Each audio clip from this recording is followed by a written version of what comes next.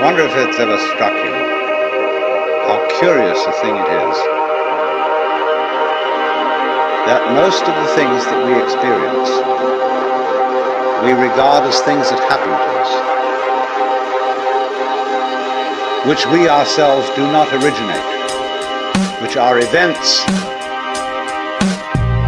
expressing some sort of power or activity that is external to ourselves. And if you consider that, you realize that what you mean by yourself is rather narrowly circumscribed. Even events that go on in our own bodies are put in the category of things that happen to us in the same way as things that go on in the world outside our skins. If there's a thunderstorm or an earthquake, well, it happens to you. You're not responsible for it. But so in the same way, when you have hiccups, you didn't plan on it. If you have belly rumbles, you had no intention of doing it. And as to the catastrophic act of getting born, well, you had nothing to do with that. And you can spend all your life blaming your parents for putting you in the situation in which you find yourself. And this way of looking at the world in this sort of passive mood as something that happens to you goes right down to our general feeling about life. It goes down to the way in which, as Westerners, we have been accustomed to look at human existence as a precarious event in a cosmos that on the whole is depicted as being completely unsympathetic and alien to our existence. In other words, if you're reared with a 20th century, or shall we say an early 20th century common sense, which is based on the philosophy of science of the 19th century, with its rejection of Christianity and Judaism, you regard yourself as an accident, a biological accident, in a stupid universe, which is mechanical, but has no feelings, no finer feelings. A vast, pointless gyration of radioactive rocks and gas in which you happen to occur. Of course, if you don't have that point of view and you are more traditional, you look upon yourself as a child of God. And therefore, under authority. In other words, there's a big boss on top of all this, who allowed you, at his pleasure, to deign to have the disgusting effrontery to exist. And you better watch your P's and Q's, because that Almighty is looking after you. With the attitude of this is going to hurt me more than it's going to hurt you. And when you look at the world in that image, or in the other image, that it's a stupid mechanism, either point of view you take, you don't really belong. You are not really part of all this. And I could use a stronger word than part, only we don't have it anymore. We have to say something like connected with it, essential to it, or to put it in the strongest possible. It is quite alien to Western thought to conceive that the external world, which is defined as something that happens to you, and your body itself is something that you've got caught up with, it is quite alien to our thought to consider all that as you yourself. Because you see, we have such a myopic view of what oneself is. It's as if, in other words, we selected how much experience is really to be regarded as me. As if you focused your attention on certain restricted areas of the whole panorama of things that you experience. And say, I will take sides with that much of it.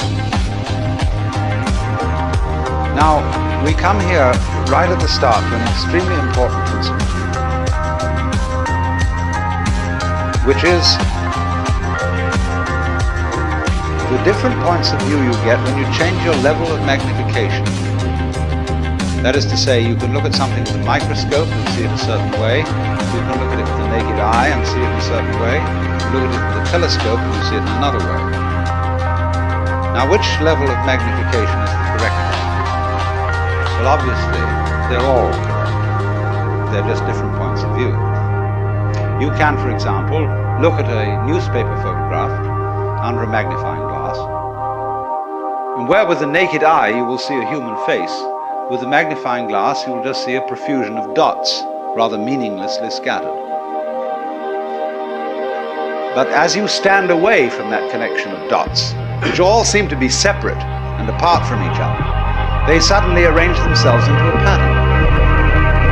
And you see that these individual dots add up to some kind of sense.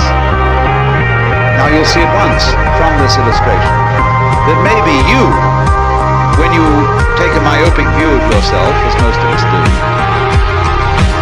but you may add up to some kind of sense that is not apparent to you in your ordinary consciousness.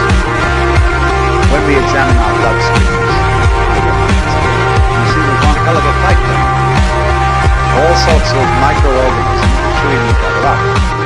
And if we got it overly fascinated with our view of our own bloodstreams in the microscope, we should start taking sides, which would be fatal, because the health of our organism depends on the continuance of this battle.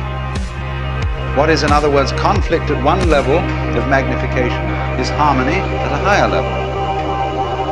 Now, could it possibly be, therefore, that we, with all our problems, conflicts, neuroses, sicknesses, political outrages, wars, tortures, and everything that goes on in human life, are a state of conflict which can be seen in a larger perspective as a situation of harmony?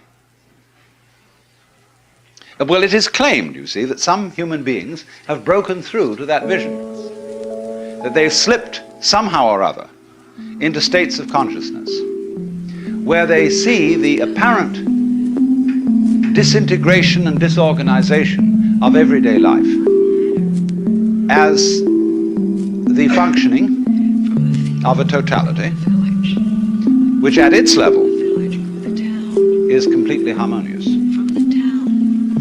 And you could say, aha, at last I see, I got the point.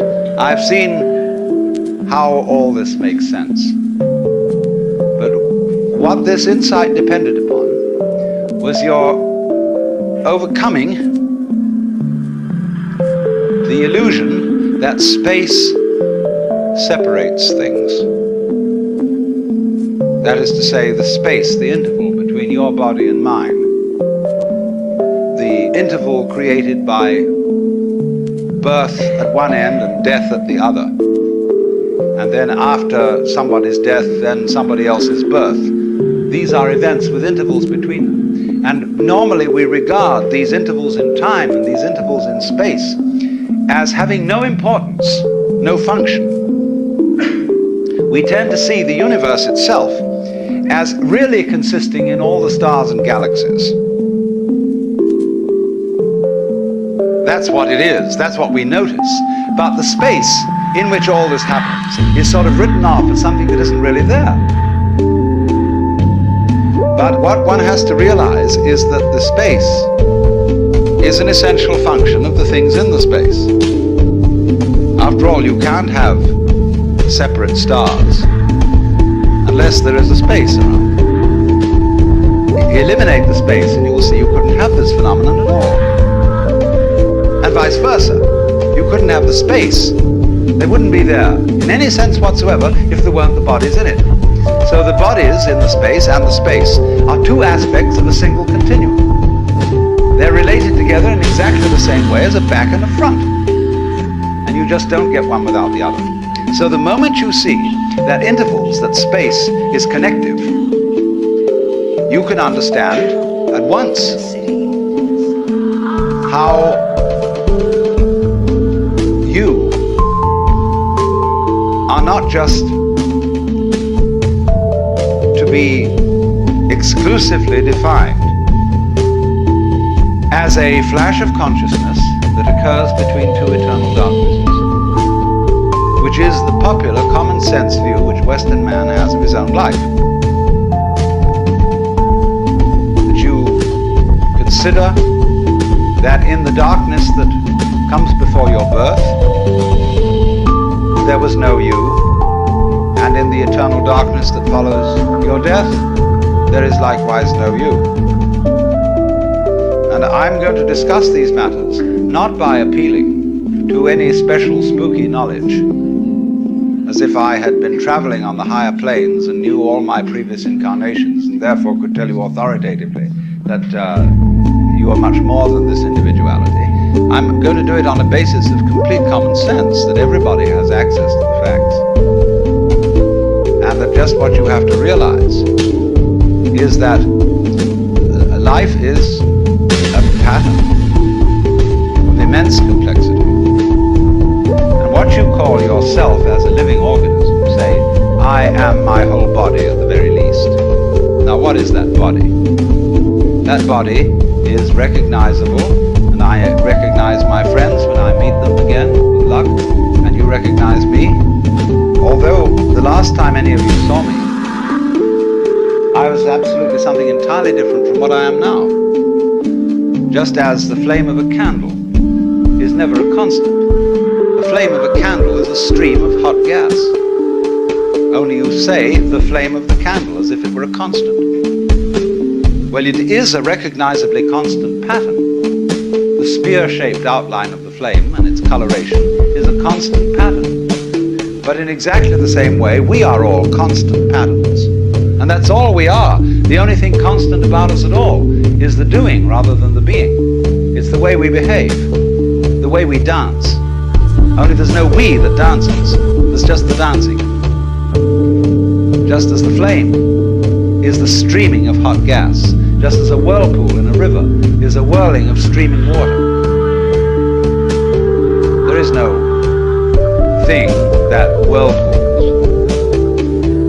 There is the whirlpool, and in the same way, each one of us is a very, very delightfully complex undulation of the energy of the whole universe.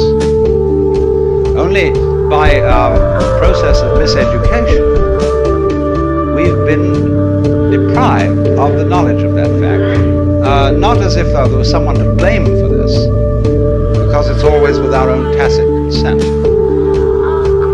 Because life is basically a game of hide and seek. Because life is pulsation, on and off. Here it is, and now it isn't. And by being this pulsation, we know it's there. See, you don't know what you mean by on unless you know what you mean by off. That's why when we want to awaken someone, we knock at the door. It's not enough to slam the door once with your fist and make a big noise, but you keep up a pulsation, because that by its on and offness attracts people. All life, you see, is this flickering in and out. Only there are enormous rhythms in it. There are very fast flickering ins and outs, like the reaction of light upon our eyes, such that if I take a lighted cigarette in the dark and I spin it, you will see a circle of fire. Because the reflection of that cigarette tip on your retina lasts, it endures. Just in the same way as on a radar screen. An image stays a little while until it's revivified by another round. So in that way, you see, you notice continuity. And in the same way then, you notice the continuity of a light, because although, like say, with an arc lamp is actually a flickering light. And that's why they don't allow arc lights to be used in any shop where there's a circular saw moving. Because sometimes the flickering speed of the arc light so synchronizes with the turning speed of the teeth on the blade that the teeth look as if they're not moving. And so anybody who might put his hand on the blade would have it chopped off, thinking it was a still one. So in this way, very fast impulses are looked upon as constant.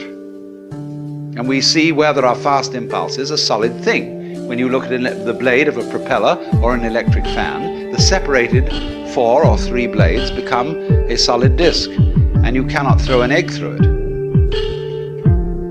Well, so in exactly the same way, you can't put your finger through a rock, because the rock is moving too fast for your finger to go through.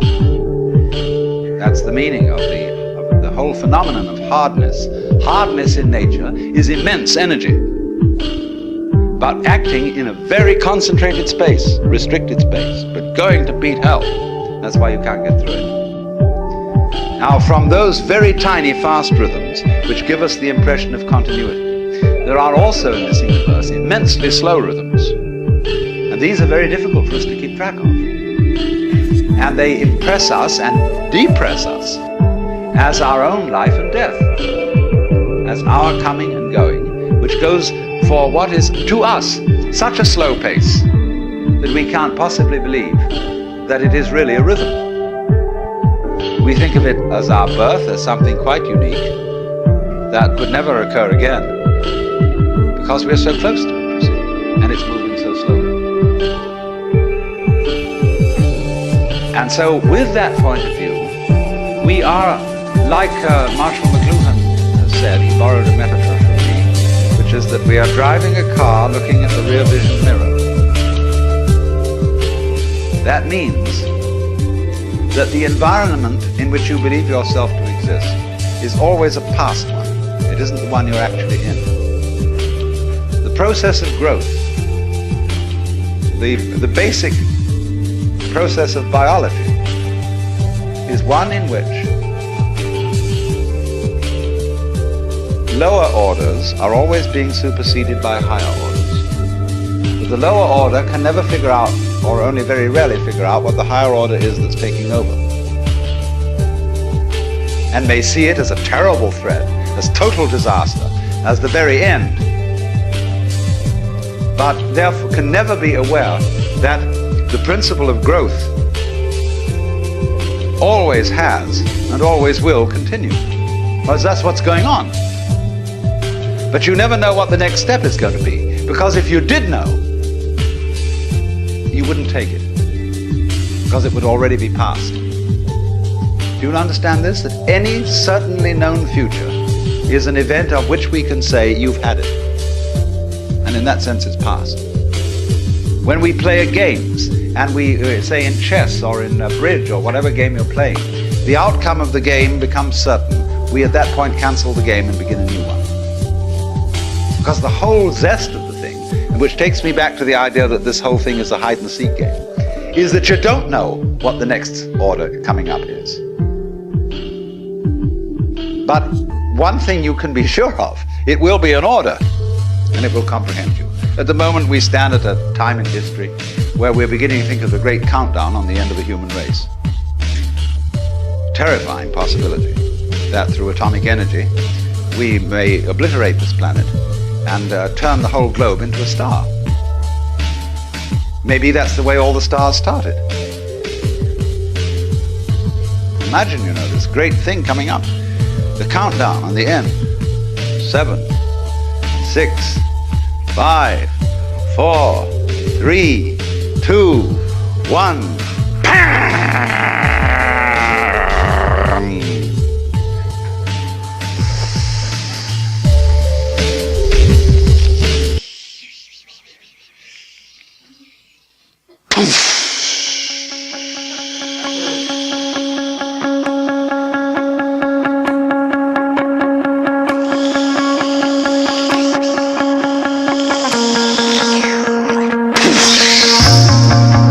Where have you heard that before? You sit on the seashore. You hear the waves going in and out. And you don't stop to think. That's what you're doing. That's what the whole business thing is doing. There'll be places where the wave mounts and mounts and it gets too big for its boots or whatever, and it spills and breaks. We could do just that. But very important to realize that that's what you're doing, because then you don't get panicky about it. And the person who's going to press that button is the person who's going to win. So if you realize that that's what it is, and that it doesn't really matter if the whole human race blows itself up, then there's a chance that it won't do it. It's the only chance we have. Not to do this thing which attracts us like a kind of vertigo, like a person who looks over a precipice and is all set to throw himself over. Or a person who jumps out of a plane when they're skydiving and forgets to pull the parachute ring because he gets fascinated with the target. It's called target fascination. He just goes straight at it. So we can get absolutely fascinated with disaster, with doom.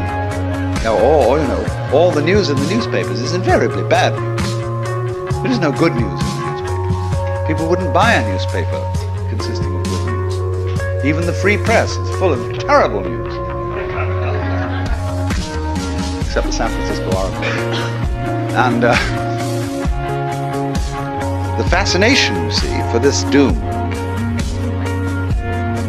might be neutralized if we would say, well, why bother about that? It's just another fluctuation in this huge, marvelous, endless chain of our own selves and our own energy going on. See, here's the problem. Because of our myopia, because of the way we've, as it were, restricted consciousness to focus upon just that certain little area of experience that we call voluntary action. That's us. And everything else happens to us. Now that's obviously absurd. Let's suppose you take in your hand one of those toys, a gyroscopic top. And you suddenly notice, the minute you get this in your hand, that it has a kind of vitality to it. It seems to resist you. It starts pushing you in a certain way, see?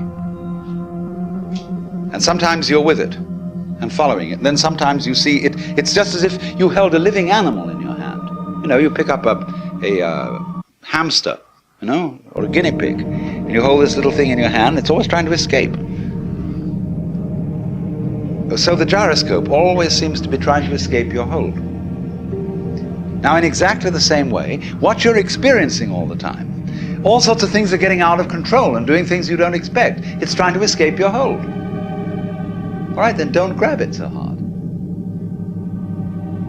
And you discover that this living thing that you're feeling, like the gyroscope top, it's your own life.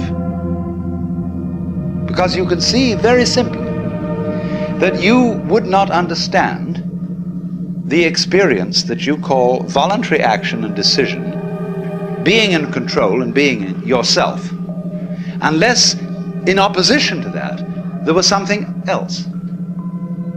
You couldn't realize self and control and will unless there was something other, out of control, and instead of will, won't. It's the two together only that produces the sensation that you call having a personal identity. Only, there is a funny thing about human consciousness which has been worked out very carefully in Gestalt psychology, which is that our attention is captured by the figure rather than the background, by the relatively enclosed area rather than the diffuse area, and by something moving rather than what is relatively still. And to all those phenomena that in this way attract our attention, we attribute a higher degree of reality than the ones we don't notice. That's only because, for the moment, those are more important to us. Consciousness, you see, is a radar that is scanning the environment to look out for trouble, just in the same way as a ship's radar is looking for rocks or other ships. And the radar, therefore, does not notice the vast areas of space where there are no rocks, no other ships. So in the same way, our eyes, or rather the selective consciousness behind the eyes, only pays attention to what we think is important. I am at this moment aware of all of you in this room, of every single detail of your clothing, of your faces, and so on, but I'm not noticing it all. And therefore I will not be able to remember tomorrow exactly how each one of you looked and what you were wearing. because what I notice is restricted to things that I think are particularly important. If I notice some particularly beautiful girl in the audience, then I might notice also what she's wearing, and that would be memorable. But by and large, you see, we scan things over, but we pay attention only to what our set of values tells us we ought to pay attention to. And so in this way, we have this rather myopic way of looking at things, and we screen out from attention anything that is not immediately important to a scanning system based on sensing danger. But quite obviously, you as a complete individual are much more than the scanning system. You are in relationships with the external world that on the whole are incredibly harmonious. Going back to this illustration of every living body as something like the flame of a candle, the energies of life in the form of temperature, light, air, and food, and so on, are streaming through you all at this moment in the most magnificently harmonious way. And you're, all of you, far more beautiful than any candle flame.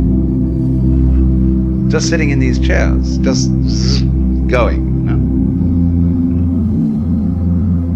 Only we're so used to it. We say about that, so what? Show me something interesting. Show me something new. Because it's a characteristic of consciousness that it ignores stimuli that are constant.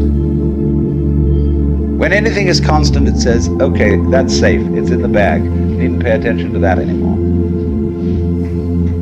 And therefore, we eliminate systematically from our awareness all the gorgeous things that are going on all the time, and instead only become focused on the things, the troublesome things that might happen to upset it. Which is all right, but we make too much of it. And we make so much of it that we identify our very selves, I, ego, with the radar, with the troubleshooter. And that's only a tiny fragment of one's total being. So that if you do become aware that you are not simply that scanning mechanism, but you are your complete organism, then very swiftly, in turn, as a consequence of that, you become aware that your organism is not the way you think about it when you look at it from the standpoint of conscious attention, from the standpoint of the ego. From the standpoint of the ego, your organism is your kind of vehicle, your automobile in which you go around. But from a physical point of view, your organism is again like the candle flame or the whirlpool. It is something which is a continuous patterning or activity of the whole cosmos. The key idea here is pattern. Let's suppose I'm going to borrow a metaphor from Buckminster Fuller. Suppose we have a rope, and one section of this rope is made of manila hemp. The next section is cotton. The next section is silk. The next section is nylon, and so on. Now we tie a knot in this rope. Just an ordinary 1/over knot. And you find by putting your finger in the knot, you can move it all the way down the rope.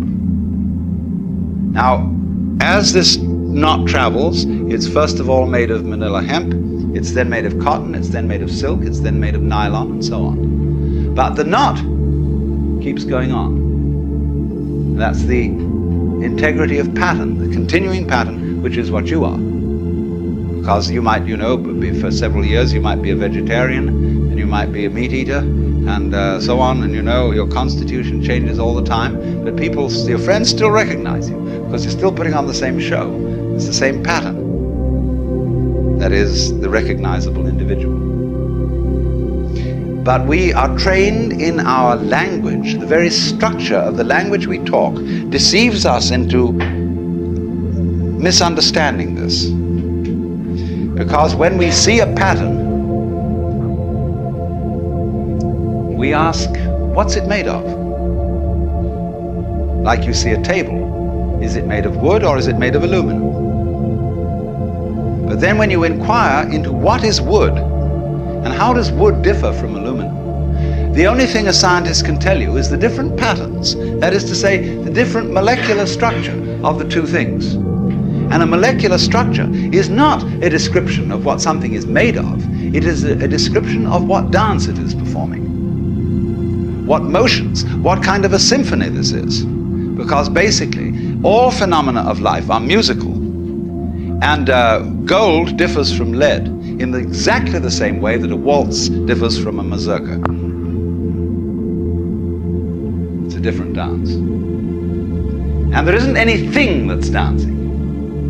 That is a deception we get into because we have two parts of speech in our grammar. We have nouns and verbs. And verbs are supposed to describe the activities of nouns. And this is simply a convention of speech. You could have a language with only verbs in it. You don't need any nouns, or you could also have a language with the nouns only and no verbs. And it would perfectly adequately describe what's going on in the world.